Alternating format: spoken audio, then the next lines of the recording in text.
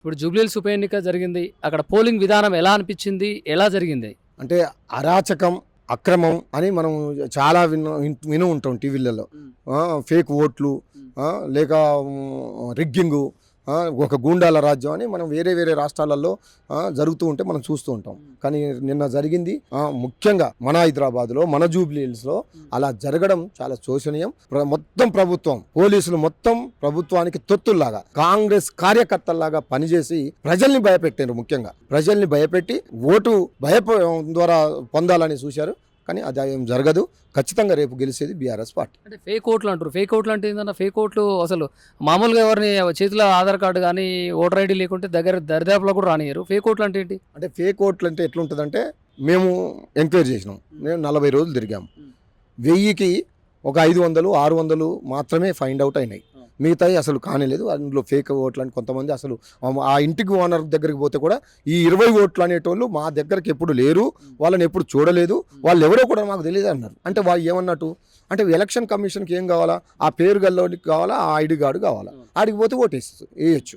కాబట్టి అది అడ్డుకోమని మేము ఎన్నికలకు ముందే మేము ఎలక్షన్ కమిషన్కి ఇచ్చినాం, కోర్టులో కేసు కూడా వేసాం. కానీ అది చర్య తీసుకోలేదు. అది చాలా దురదృష్టకరం. అయినా ప్రజల్ని భయపెట్టి డబ్బు సంచులతోటి, లేదా మందు బాటిళ్లతోటి, లేదా మంచి మంచి చీరలు ఇచ్చి మహిళల్ని ఏదో మేము ఓట్లు పొందుతామంటే అది కాదు. వాళ్ళు భయపడి నిన్న ఎగ్జిట్ పోలు అలా చెప్పి ఉంటారు. కానీ 100% అందరూ కూడా కారు కాన్స్టిట్యున్సీలో చూసినట్లయితే ఈ పంపిణీ, చీరల పంపిణీ ఇవి జరిగినాయా? క్లియర్గా బహిరంగంగా మొత్తం టీవీలలో వచ్చినాయి. మేము కూడా చూపెట్టినాం. చీరల పంపిణీ కానీ, వేల రూపాయల, లక్షల రూపాయల దొరుకుడు కానీ, అందరు మంత్రులు తిష్ట చేయడం కానీ. ఏందంటే రాజ్యాంగం అనేది ఉన్నదా? అసలు రాజ్యాంగం ఎన్నికలంటే గింత దారుణంగా అది ఎలక్షన్ కమిషన్ కళ్ళు మూసుకొని ఎందుకు నిద్రపోతుందో నాకు అర్థం కావడం లేదు. ఎలక్షన్ ఈసీ నియమావళి మేము ఉల్లంఘించలేదని చెప్పి చెప్తున్నారు కదా. నేను స్వయంగా ఒక 1,00,000 రూపాయలు పట్టుకున్నాము. నేను, లలితారెడ్డి గారు అని ఒక లాయర్ గారు స్వయాన పట్టుకున్నాము. పట్టుకున్న దాని మీద కేసు పెట్టలేదు, మమ్మల్ని మళ్ళీ దబాయించడు మొదలుపెట్టారు. అంటే ఏంది అన్యాయం, ఏంది దురాగతం? మీరు చేయలేదా ఈసీ కంప్లైంట్ చేసినాం. నిన్న ఈసీ కంప్లైంట్ చేసినాం, పోలీస్ స్టేషన్ పోయి కూర్చున్నాం, అక్కడ కూడా ధర్నాలాగా చేశాం. కానీ పోలీసులు ఇంతకుముందే చెప్పినట్టు కాంగ్రెస్ కార్యకర్తలాగా మరీ లా అండ్ ఆర్డర్ని మొత్తం పక్కన పెట్టి మేము కండవా చేసుకొని కాంగ్రెస్ నాయకులం అన్నట్టు డీజీపీతో సహా అందరు కూడా అలా పనిచేయడం చాలా దుర్మార్గం. ఎన్నికల నియమాలకే ఇది ఒక గొడ్డలు పెట్టని ఈ సందర్భంగా తెలియదు. పోలీస్ యంత్రాంగం మొత్తం డ్రోన్లతో మేము పర్యవేక్షిస్తున్నాం, ఎక్కడ కూడా అవాంఛనీయ సంఘటనలు జరగకుండా చూస్తున్నామని చెప్పేసి పోలీస్ యంత్రాంగం చెప్తున్నారు. చర్య తీసుకున్నారు. ఇప్పుడు ఎక్కడ రౌడీలను ఏమైనా కంట్రోల్ చేశారా? గంజాయి బ్యాచ్ని ఏమైనా కంట్రోల్ చేసినరా? లోపల బయట నుంచి వచ్చిన వాళ్ళని ఏమైనా కంట్రోల్ చేసినా? మీ మంత్రులే ఎన్నికల కోడ్ని ఉల్లంఘించి మొత్తం రోడ్ల మీద సైరన్లు వేసుకొని మంత్రులు, ఎమ్మెల్యేలు విడిగా తిరుగుతుంటే, ప్రజల్ని భయపెడుతుంటే ఇది ఉల్లంఘన కాదా? దీనికి సమాజం మీ టీవీలలోనే, మీ అన్ని టీవీలలో కూడా వచ్చినాయి, వాళ్ళు తిరుగుతున్నారు. నేను స్వయంగా 3 మీద కంప్లైంట్ ఇచ్చాను. అక్కడ చాలామంది మందులో సామేలు ఉన్నారు, మల్లు రవి గారు ఉన్నారు, బట్టి విక్రమార్క గారు ఉన్నారు, రామచంద్ర నాయక్ గారు ఉన్నారు. వీళ్ళంతా ఎవరండి? కాంగ్రెస్ పార్టీకి ఎమ్మెల్యేలు, మంత్రులు, ప్రతినిధులు కదా. వాళ్ళు ఎట్లా ఉంటారు? వాళ్ళు ఆ నియోజకవర్గం కూడా కాదు కదా. 144 సెక్షన్ ఉంటుంది. 144 సెక్షన్లో అక్కడ ఓటరు తప్ప మిగిలిన వాళ్ళు ఉండొద్దు అంటారు. కానీ అధికారంలో ఉన్నటువంటి మంత్రులు ఇలాంటి ఆడ తిరగడాన్ని ఎలా చూస్తారంటారు?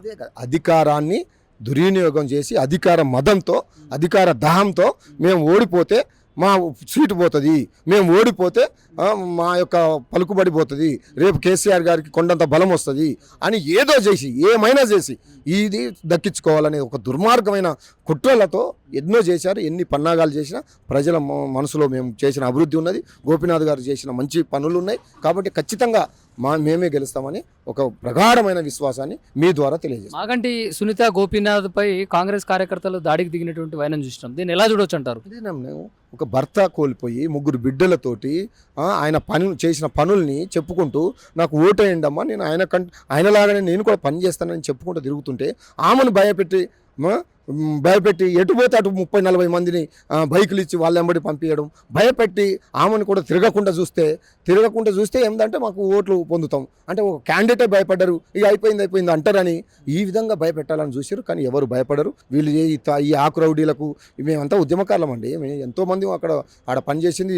ఒక వివేక్ గౌడ్ గారు ఉన్నారు, శంభుపూర్ రాజు గారు ఉన్నారు, ఒక మా జగదీష్ రెడ్డి గారు ఉన్నారు. వీళ్ళంతా మేమంతా ఒక ఉద్యమకారులని తట్టుకునే శక్తి వీళ్ళకు ఉన్నది. కానీ మేము రాజ్యాంగాన్ని గౌరవించి మాకు కావాల్సింది ఇంతకుముందు చేసిన అభివృద్ధి. మేము ఏం అడిగాము, మేము 10 ఏళ్ళ అభివృద్ధి చేశాము, మీరు ఈ 2 ఏళ్లలో మీరు చేసిన అభివృద్ధిని బట్టి అడగండి ఓట్లు అని అడిగాము.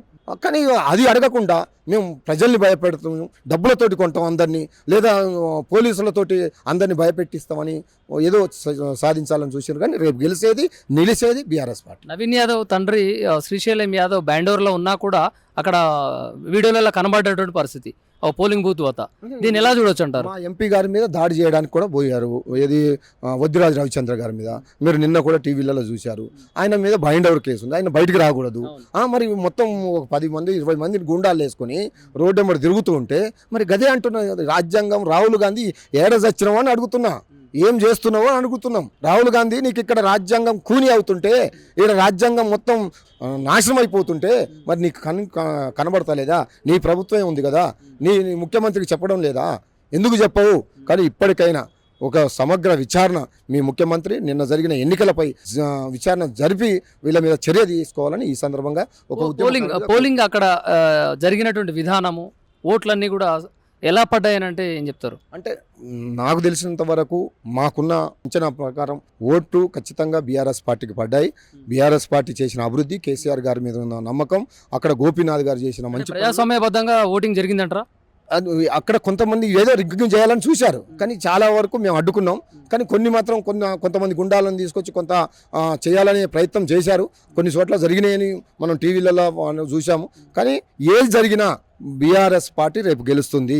వీళ్ళు ఎన్ని ప్రయత్నాలు చేసినా, ఎంతమందిని కొన్నా, అవసరమైతే బూత్ ఏజెంట్లని కొన్నా కానీ లోపల ఓటేసే ప్రజలకు మా మంచి పనితనం తెలుసు, మేము ఏం చేసినామో తెలుసు. కాబట్టి ఎగ్జిట్ పోల్స్లలో కాంగ్రెసే గెలుస్తుందని చెప్పేసి కూడా వార్తలు వస్తున్నాయి. దీన్ని ఎలా చూడొచ్చు అంటారు? నేనే ఒక 100 మందిని అడిగాను. నేను బస్సులో ఈవీఎం మిషన్లు బస్సులో పెట్టి పోయేంత వరకు ఉండి దాదాపు 10-11 గంటల దాకా మేము ఆడనే ఉన్నాం అందరితో మాట్లాడుకుంటాం. అందరినీ కూడా అడిగాం, అయ్యా ఒకవేళ నేను ఒక చిన్న వ్యాపారస్తుంది, నేను వేసింది కారుకు, కానీ నేను చేసిందని చెప్పకుంటే నన్ను ఏదో ఒకటి చేస్తారు, ఆ భయంతో నేను చెప్పాను చేతికేసానని. ఇట్లా జరిగింది. చాలా మంది ఏం చెప్పారు అంటే కారుకు ఓటేశారు, బయటకు వచ్చి చేతికేసినామని చెప్పారు. అందుకే ఎగ్జిట్ పోల్లో అంతా టీఆర్ఎస్ ఓడిపోతుందని కొంతమంది చెప్పారు. దానికి తోడు కాంగ్రెస్ పార్టీ పెయిడ్ చేసిన వర్కర్లను పెట్టి ఆ సర్వేలు చేయించారు. వాళ్ళకు అనుగుణంగా సర్వేలు వస్తే బాగుంటుందని కొద్దిగా ఏదో సంకల్పించుకోవడానికి. ఇది రేపటి వరకే ఉంటుంది. ఎల్లుండి తర్వాత ఇక్కడ ఓటుకి ఏమైనా నోటు ప్రాబల్యం ఏమైనా ఉందా? డబ్బులు తీసుకుంటారు, ఇచ్చాడు, వారు ఇష్టం వచ్చినట్టు గుమ్మరిచ్చారు. ఒక దగ్గర 5,000 ఇచ్చారు, ఒక దగ్గర 6,000 ఇచ్చారు, పట్టు చీర ఇచ్చారు. ఒక్క ఓటుకు 2,500 ఇచ్చారు, పట్టు చీరని ఇచ్చారు, మందు బాటిల్ ఇచ్చిండ్రు. అవన్నీ క్లియర్గా మేము చూపెట్టినాం కూడా. ఇవన్నీ పంచుతుంటే ఈసీ ఏం చేస్తుంది, పోలీస్ వాళ్ళు ఏం చేస్తుంది?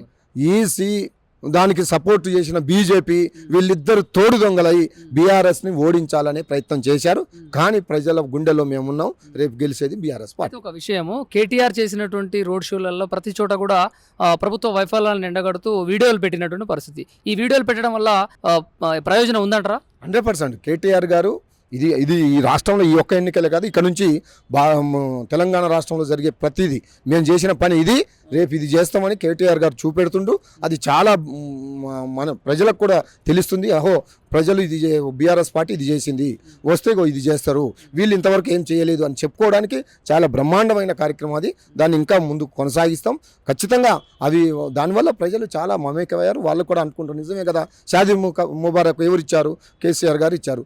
కళ్యాణ లక్ష్మి ఎవరిచ్చారు? కేసీఆర్ గారు ఇచ్చారు. కేసీఆర్ కిట్ ఎవరిచ్చారు? కేసీఆర్ గారు ఇచ్చారు.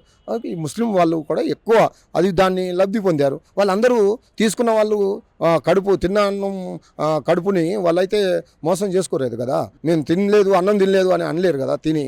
కాబట్టి చాలా బ్రహ్మాండంగా కేసీఆర్ గారి మీద గొప్ప అభిమానం ఉన్నది, ప్రేమ ఉన్నది. ఆ ప్రేమను బయట పెట్టే సమయం ఇది. కాబట్టి టీఆర్ఎస్ పార్టీని ప్రజలు తిరస్కరిస్తున్నారా అంటే మీరేమంటారు? టీఆర్ఎస్ పార్టీ 2 సంవత్సరాల క్రితం ఏదో వీళ్ళు మాయమాటలతోటి కొంత 1.8 మెజార్టీతోటి వాళ్ళు గెలిచి ఉంటారు. ఇప్పుడు మా మెజార్టీ చాలా బ్రహ్మాండంగా ఉండబోతుంది. కొద్దిగా వీళ్ళు ఏదో భయపెట్టి ఏదైనా చేయాలనుకున్నా కానీ బీఆర్ఎస్ పార్టీ అప్పటికి ఇప్పటికి 100 రెట్లు పెరిగింది. బీఆర్ఎస్ పార్టీ కార్యకర్తలు, మా కేటీఆర్ గారు, హరీష్ రావు గారు, మా సైన్యం తీసుకుంటున్న గొప్ప కార్యక్రమాలు ప్రజలకు చాలా దగ్గరగా అయినాయి. ఎందుకంటే రేపు నిన్న బుల్డోజర్ వస్తుందంటే అడ్డం పడేది మా పార్టీ కదా, మీ హైడ్రాన్ని నిలదీసింది మా పార్టీ కదా, మీ మూసీని నిలదీసేది, మూసీ వల్ల పేదల ఉన్లను కూలగొడుతున్నారని ధర్నాలు చేసింది మేమే కదా.